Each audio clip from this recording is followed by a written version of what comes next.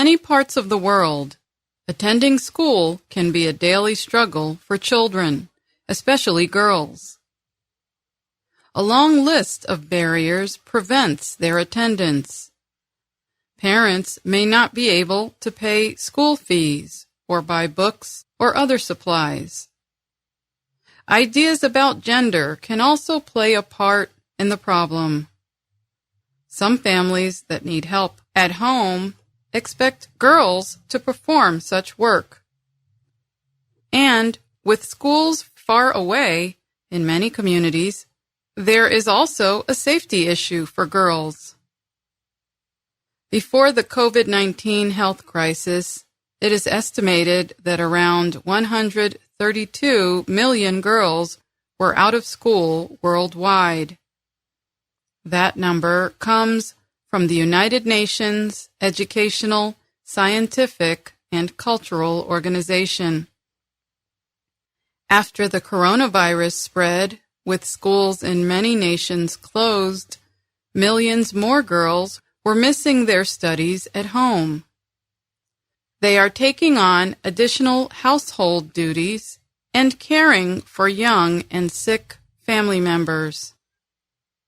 In addition, research suggests an increase in unwanted marriages and violence against girls, especially at home, during the pandemic. Christina Quoc is a girls' education expert with the Brookings Institution, a research organization in Washington, D.C. She told VOA that the worldwide economic crisis caused by COVID-19 has led to a girls' education crisis, or what she called a gender inequality crisis. For example, stay-at-home orders have reduced girls' ability to leave their homes. But Quoc said being at home has not made girls safer. There is a huge increase in gender-based violence, often sexual violence, she said. COVID on its own, while it disrupted the lives of everyone around the world, it created so many more vulnerabilities for girls, especially girls and women especially.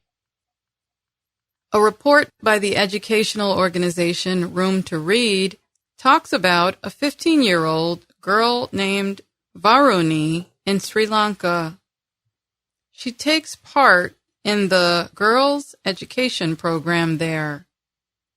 With schools closed, she was at home more and faced violence from her alcoholic father. Varuni told Room to Read that her father also does not respect her right to an education. The organization then asked local leaders to persuade the father to let Varuni live with another family member while schools were closed. Now she is learning again, the group wrote.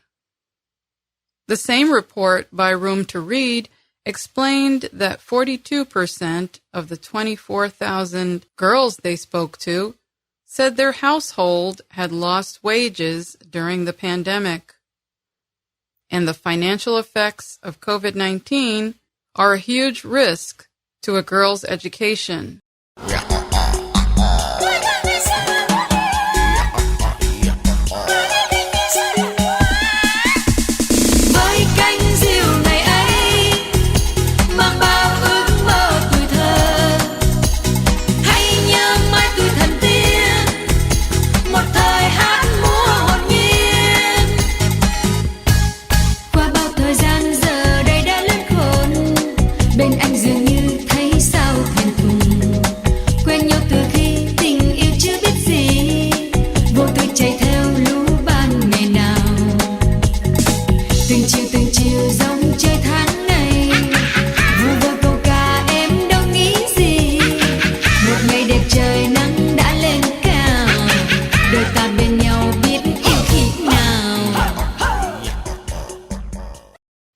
While schools have remained closed, many adolescent girls are not learning at home because of pressure from their parents to take on more home duties. That means far less or no time to study at home. In addition, the Overseas Development Institute reports that, especially in rural areas, most girls are not able to learn over the radio, television, or internet. Families lack devices and electricity and have no money to pay phone or internet costs. But even in places where access is a little better, often boys are given access before girls due to gender norms. A report from Plan International says the COVID-19 pandemic has also sharply increased acts of gender-based violence in the home. Around the world, 243 million women and girls between the ages of 15 to 49 have experienced sexual or physical violence from a romantic partner over the last 12 months. Many experts are calling the increase in such violence during the COVID-19 pandemic a shadow pandemic. Historically, economic crises lead to more child marriage as well as early and forced marriages, and the coronavirus crisis is no exception. In Indonesia, for example, the group Plan International found that 24,000 applications for child marriage were submitted between January and June 2020. That is a more than 250% increase in applications since 2012. In 2020, girls in Southern Asia were affected most by the risk of increased child marriage, followed by West and Central Africa, then Latin America and the Caribbean. During times of economic or environmental shock, families may choose harmful gender customs for survival, Quoc says. That can include giving a girl child away for marriage to receive a dowry or payment.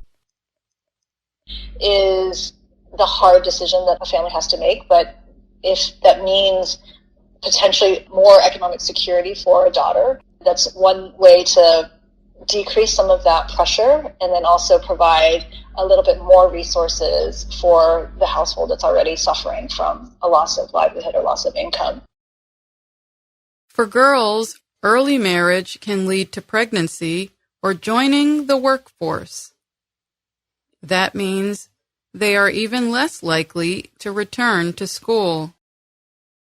World Bank numbers show that several countries in Asia, Africa, Latin America, and the Middle East saw major increases in girls' enrollment in school in recent years.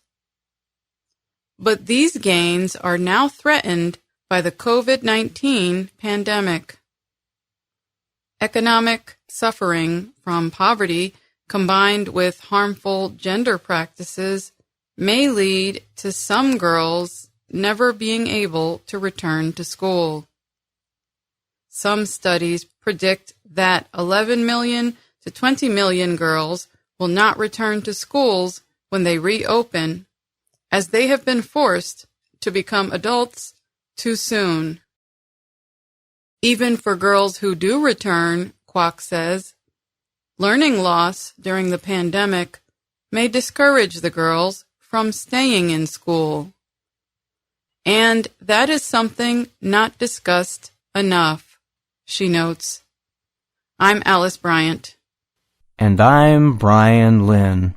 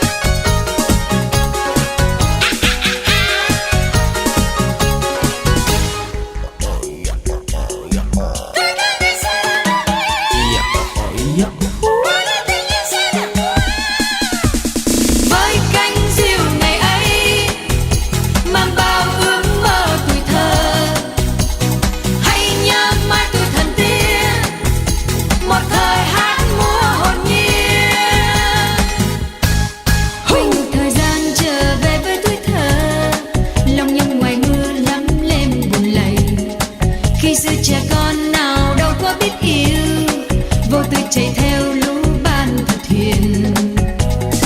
Từng chiều giống chơi tháng ngày, vu vơ câu ca em đâu nghĩ gì. Một ngày đẹp trời nắng đã lên cao, đôi ta bên nhau biết yêu khi nào. Một ngày đẹp trời nắng đã lên cao, đôi ta bên nhau biết yêu khi nào.